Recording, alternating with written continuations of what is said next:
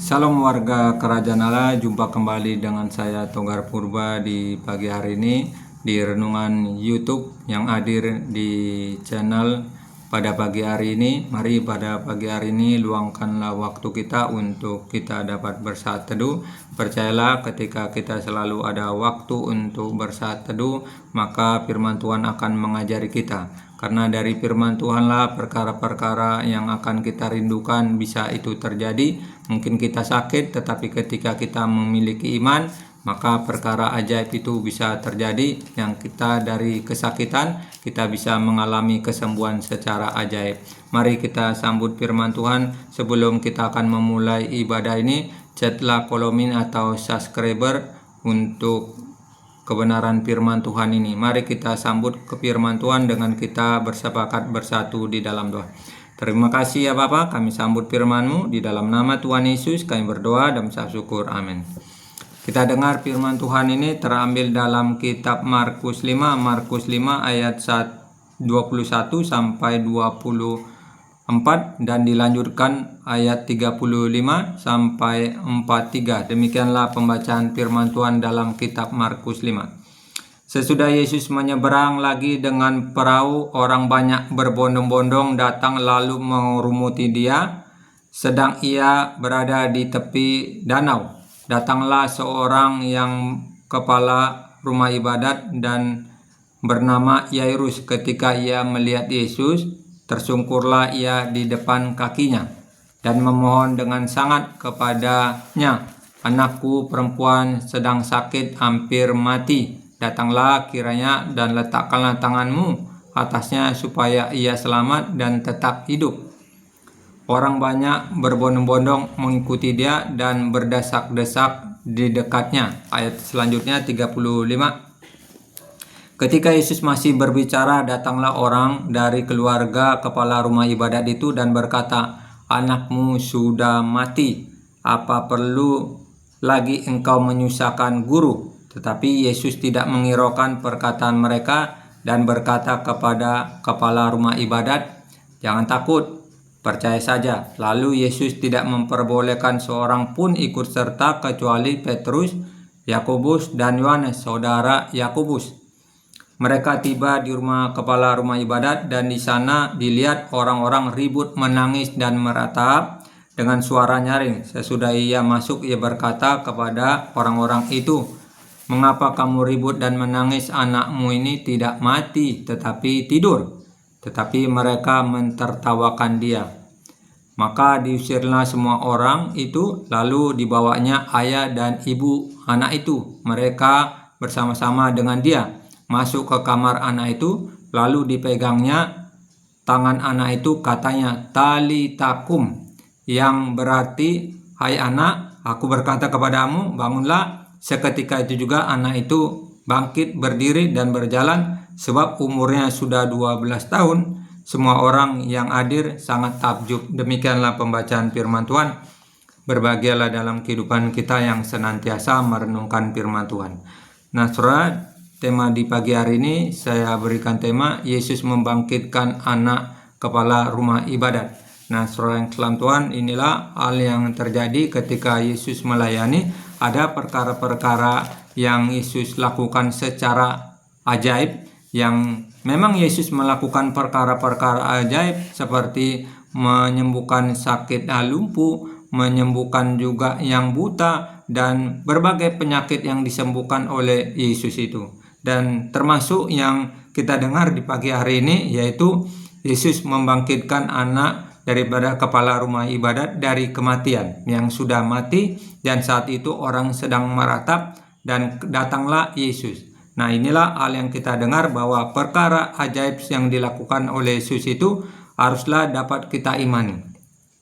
Iman timbul dari pendengaran akan firman Tuhan. Semakin kita mendengar firman Tuhan, Bapak, Ibu, dan saudara dalam Tuhan, semakin timbullah iman kita. Iman ini perlu timbul, saudara dalam Tuhan. Seperti kalau kita melakukan halal secara rutin, maka seperti kita akan juga melakukan secara cekatan atau semakin baik.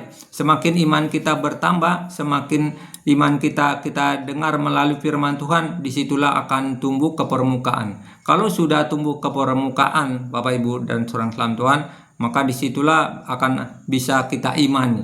Karena iman itu kan dapat tumbuh, saudara, ketika kita mengimani. Dan iman itu melalui kita membaca firman Tuhan. Kalau dalam kitab Roma 10 ayat 17 yang mengatakan iman timbul dari pendengaran, pendengaran akan firman Tuhan, disitulah kita harus semakin mendengar. Rasul Paulus mengajak dalam kehidupan jemaatnya yang dipimpinnya, yaitu jemaat Roma, supaya semakin mereka mendengar firman Tuhan, karena dari firman Tuhan inilah akan memberikan kehidupan mereka untuk dapat bertambah dari iman itu, saudara sekalian Tuhan. Karena dalam kitab Roma, jadi iman timbul dari pendengaran dan pendengaran oleh firman Kristus.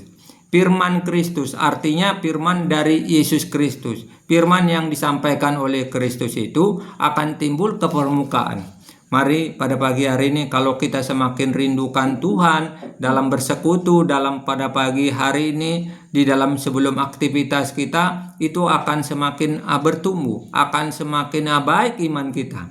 Iman ini perlu bertumbuh, saudara sekalian Tuhan. Karena kalau kita sudah meyakinkan Yesus sebagai Tuhan dan Juru Selamat, dan kita mempercayai sebagai kepercayaan kita, maka perlulah kita sisihkan waktu, yaitu dalam kehidupan kita. Kalau kita mempercayai Yesus yang kita percaya ini harus juga dapat kita hidupi dengan kita membaca firman Tuhan, dengan mungkin kita bisa berdoa seperti layaknya memohon kepada Tuhan yang kita rindukan. Kalau pada pagi hari ini seorang kepala rumah ibadat, dia tersungkur di depan kaki Yesus. Dikatakan tersungkurlah ia di depan kakinya, di depan kaki Yesus, tersungkur. Artinya dia tersungkur memohon supaya Yesus yang saat itu dikunjungi oleh orang itu, didatangi oleh orang itu, supaya mau datang ke rumahnya atau ke rumah kepala rumah ibadat itu untuk melihat anaknya, dan juga untuk menyembuhkan anaknya yang sakit, yang dikatakan dalam firman Tuhan ini yang hampir mati, saudara sekalian Tuhan. Nah, bukan saja hampir mati, tetapi selanjutnya dalam kebenaran firman Tuhan ini sudah mati. Artinya sudah mati anak itu, dan Yesus hadir pada saat kematian. Datanglah ke rumah anak kepala rumah ibadat itu untuk mengunjungi, untuk melihat anaknya yang mati itu, saudara sekalian Tuhan. Kalau Yesus menjelaskan dalam firman Tuhan, anak itu bukan mati tetapi tidur. Dan saat itulah banyak orang tertawa dari ucapan daripada Yesus itu. Mari pada pagi hari ini, kalau kita melihat sesuatu firman Tuhan ini yang sangat luar biasa, Yesus membangkitkan anak kepala rumah ibadat dari kematian yang saat itu diratapi oleh orang, yang saat itu banyak orang menangis, yang saat itu banyak orang berduka. Nah, saudara sekalian Tuhan, disinilah pentingnya kehidupan kita. Kalau kita meyakinkan dan mempercayai Yesus sebagai Tuhan, mari kita hidupi Dia. Karena dari firman Tuhanlah, ketika kita akan menghidupi firman Tuhan, maka perkara-perkara yang akan kita hadapi, Tuhan juga akan mempermudah, Tuhan juga akan menolong kita. Kalau dalam firman Tuhan di pagi hari ini, Yesus membangkitkan seorang anak kepala rumah ibadat dari kematian tersebut, saudara sekalian Tuhan, biarlah kehidupan kita meyakinkan dengan sungguh-sungguh. Harus kita menyatakan dalam kehidupan kita, haruslah dapat kita melihat bahwa orang berbondong-bondong mengikuti Yesus pada saat hari itu, ingin mengetahui, ingin melihat sesuatu yang dilakukan oleh Yesus itu. Yesus melakukan perkara ajaib, Yesus membangkitkan anak kepala rumah ibadat, dan ketika Yesus membangkitkan tersebut, saudara sekalian Tuhan, banyak orang takjub. Ayat selanjutnya di mana ketakjuban orang ketika Yesus membangkitkan kepala anak rumah ibadat, dikatakan seketika itu juga anak itu bangkit berdiri dan berjalan, sebab umurnya sudah 12 tahun. Semua orang yakin hadir sangat takjub. Jadi sangat takjub pada saat itu. Banyak orang takjub ketika Yesus datang menghampiri dan melakukan perkara-perkara ajaib. Demikianlah firman Tuhan di pagi hari ini. Tetaplah semangat, tetaplah luangkan waktu